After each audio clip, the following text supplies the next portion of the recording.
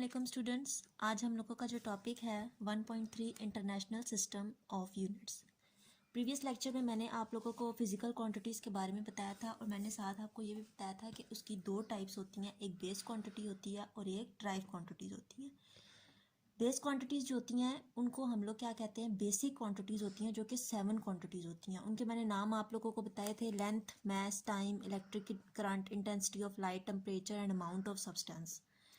आप कोई भी चीज़ अगर आप लोग मेजर करते हैं, सिंपली ऐसी बात अगर की जाए कि मेजरिंग जो है वो सिर्फ काउंटिंग नहीं होती। ऑब्वियस सी बात है, जब हम किसी भी शॉप पे जाते हैं, किसी शॉप को चले छोड़ दें, अगर हम लोग दूध लेने जाते हैं तो हम लोग उसको जाके उसको बताते हैं कि हम लोगों को इतने केजी दूध चाहिए, तो हम लोगों को एक यूनिट भी साथ रिक्वायर्ड होता है। यानी हर क्वांटिटी को एक्सप्रेस करने के लिए हम लोगों को एक प्रॉपर यूनिट रिक्वायर होता है।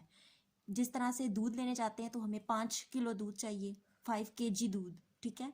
उसी तरह शुगर लेने जाते हैं तो उधर भी हम लोगों को बताना होता है कि हम लोगों को इतनी क्वांटिटी में ये चीज़ चाहिए, उसके साथ हमें यूनिट लगाना मस्ट है। तो हर क्वांटिटी का जो है वो यूनिट होना ज़रूरी होता है।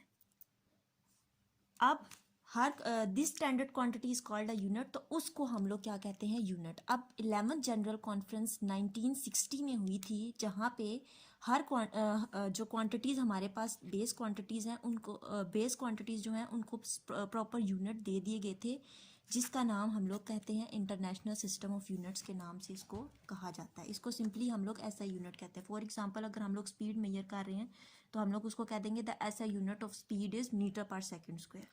अब आ जाती हैं हमारे पास बेस यूनिट्स। बेस यूनिट्स हमारे पास क्या हैं, यूनिट्स दैट की डिस्क्राइब बेस क्वांटिटीज़, जो कि बेस क्वांटिटीज़ को डिस्क्राइब करते हैं, उनको हम लोग कहते हैं बेस यूनिट्स।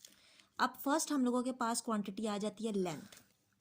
लेंथ का जो हमारे पास सिंबल होता है वो होता है स्मॉल l, ठीक।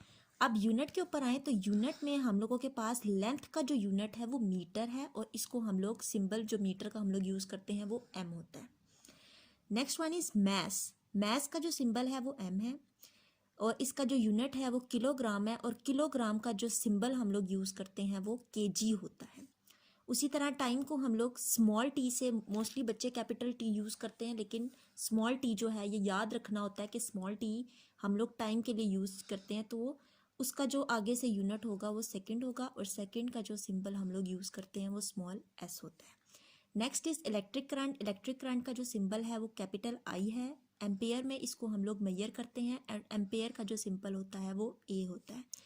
Fifth one is intensity of light. Intensity of light अगर हम लोग मेजर कर रहे हैं तो लाइट की बात है, तो इट्स मीन कि कैपिटल L जो है इसका सिंबल होगा। यूनिट होता है इसका कैंडला, एंड कैंडला CD से हम लोग उसको डिनोट करते हैं या शो करते हैं, उसका सिंबल है।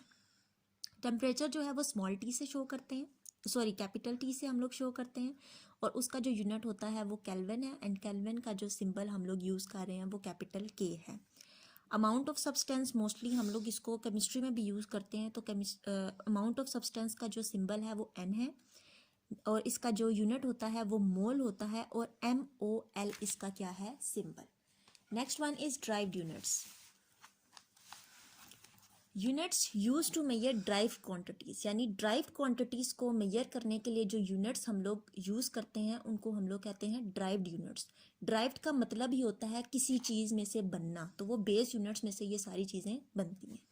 दे आर ऑब्टेन्ड बाय मल्टीप्लाइंग और डिवाइडिंग वन और मोर बेस यूनिट्स, यानी कि या तो हम इसको ड्राइव यूनिट्स हम लोग मल्टीप्लाई या डिवाइड करके दो या दो से ज़्यादा क्वांटिटीज़ को दो या दो से ज़्यादा बेस यूनिट्स को हम लोग डिवाइड या मल्टीप्लाई करके हासिल करते हैं। अब आ गया फर्स्ट क्वांटिटी हमारे पास स्पीड। स्पीड जो है उसका जो सिंबल होता है वो स्मॉल v होता है, और इसका जो यूनिट होता है वो मीटर पर सेकंड होता है, और मीटर पर सेकंड को हम लोग इस तरह से डिनोट करते हैं ms-1। Next one is acceleration. Acceleration का जो सिंबल होता है वो A होता है, and its unit is metre per second square, यानी सिंबल में हम लोग इसको लिखते हैं ms-2। Volume, sorry capital V से इसको हम लोग डिनोट करते हैं। क्यूबिक मीटर, यानी मीटर क्यूब इसका जो है वो सिंबल होता है।